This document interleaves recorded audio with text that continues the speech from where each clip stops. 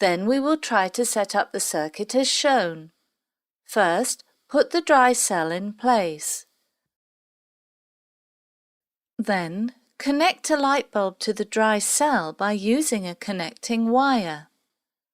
Remember to use the same color of wires as shown in the diagram.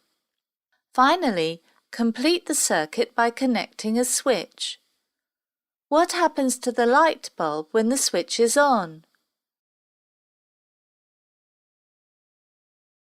Now, connect an ammeter to the circuit to measure the current. Be careful to connect the ammeter in a correct way. The ammeter should be connected within the path of the current to be measured. Otherwise, no current will flow through the ammeter.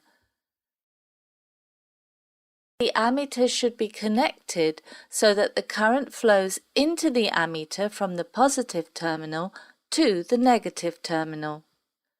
We always use red wires to connect the positive pole of the dry cell to the positive pole of the ammeter.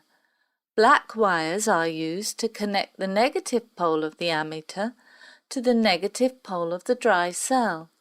After connecting the circuit correctly, close the switch. What is the reading of the ammeter?